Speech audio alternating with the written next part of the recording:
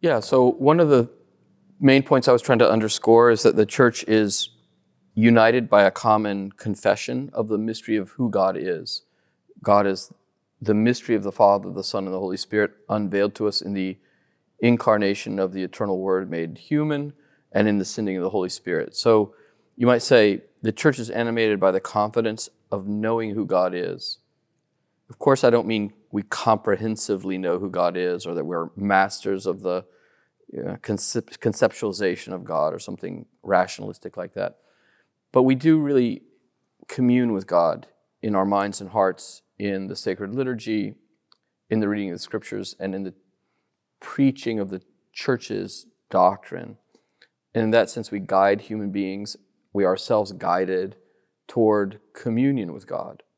So what I was trying to say is that in a certain way, as we are baptized into the life of the Trinity under the auspices of the name of the Trinity, so in the Creed we confess the mystery of the Holy Trinity, and the whole church is animated by a common desire for union with God.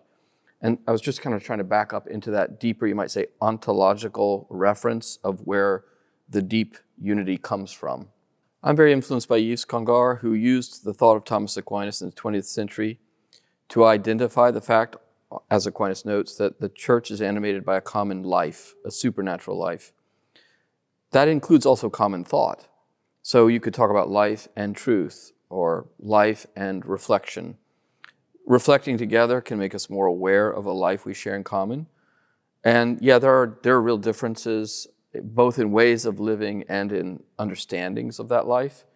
But I think in the case of the Catholic and Orthodox churches, we can say that it's such a robust sameness or even essence or identity of like living structure present in both, if I could say this, branches of the apostolic church, that we're justified in trying to see what we already live is the same thing in some sense in both communions.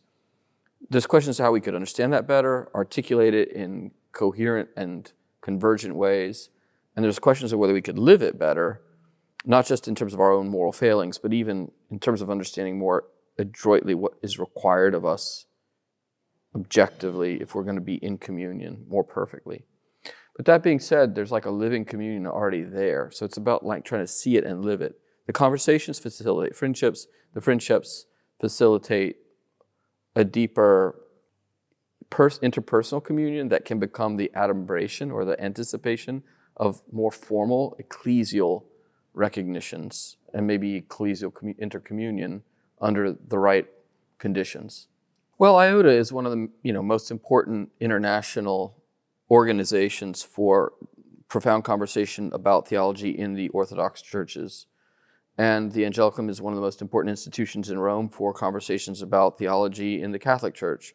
So to have a profound conversation between the Orthodox sister churches and the Catholic Church in Rome, it's opportune to do that at the Angelicum. We're not the only venue, but one of the privileged venues for that. And the Dominicans have a pronounced and traditional practice of deep reflection and dialogue with the Orthodox traditions, including at the Angelicum, where we've had an Institute for Ecumenical Studies since 1983. And we work with the Holy See directly on these kinds of collaborations. So it all seemed really perfect to try to do this here.